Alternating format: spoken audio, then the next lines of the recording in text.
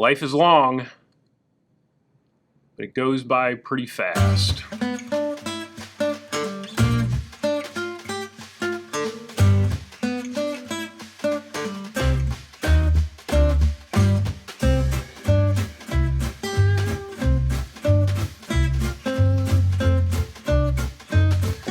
Welcome back, friends. Happy Monday.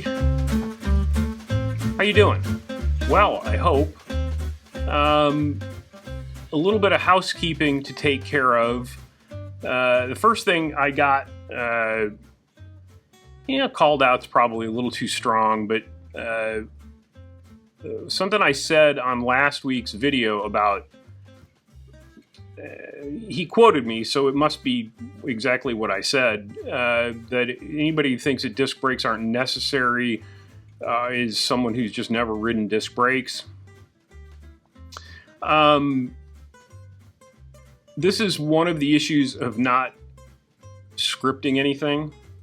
Sometimes what I mean to say isn't exactly what it says. Obviously, disc brakes aren't necessary,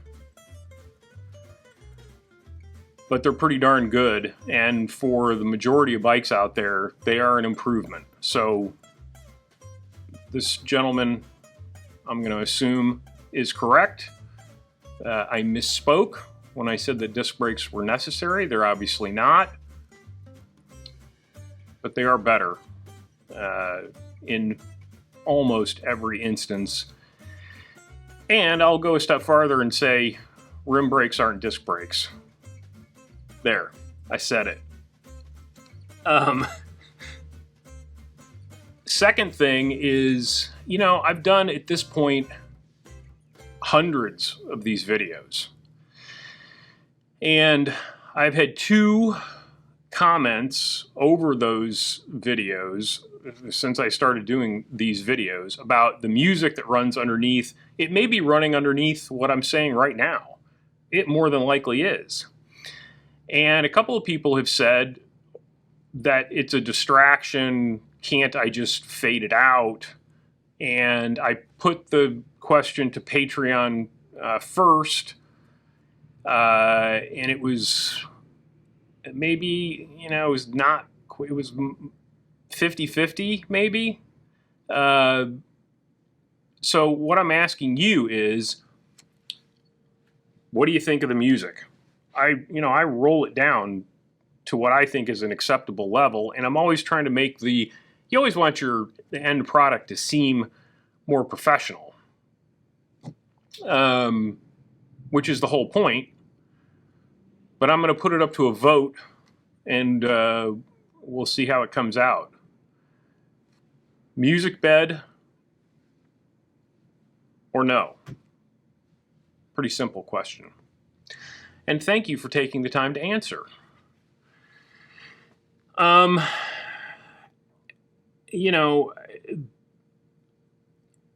Bad news happens.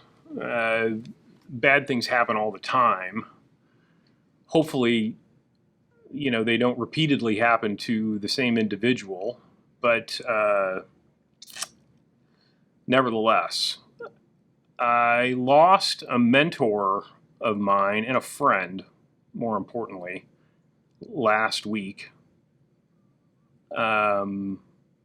This is a guy who, when I started working in the bike business, he was my Bianchi rep, then he was my Fuji rep. Then we lost contact for a little while. Then we worked together. Then he came and worked for me. Damn it, I was going to wear my A1 Cyclery shirt today.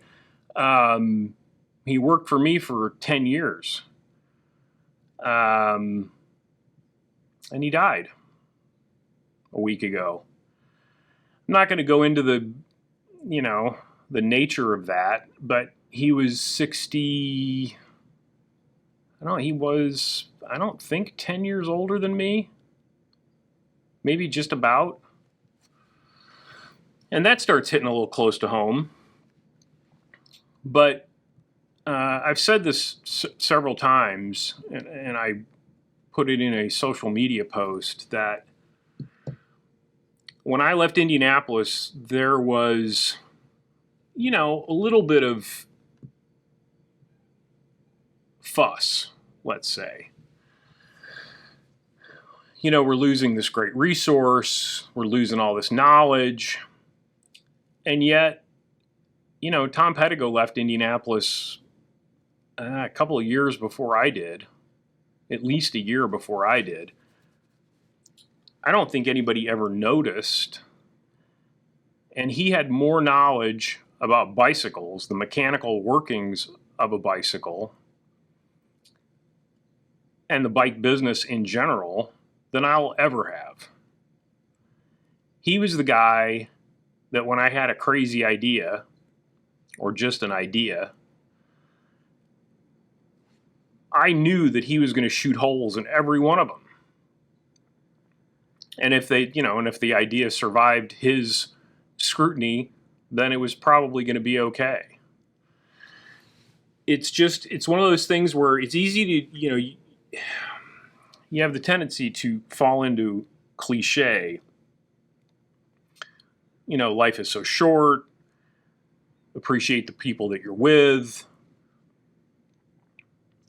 To me, the biggest thing is don't leave things unsaid.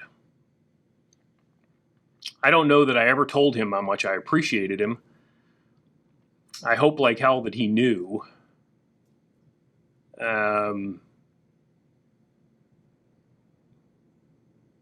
But it's a big loss.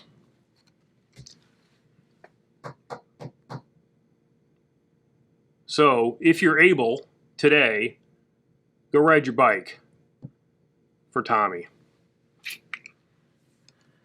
And I hope something good happens to you today.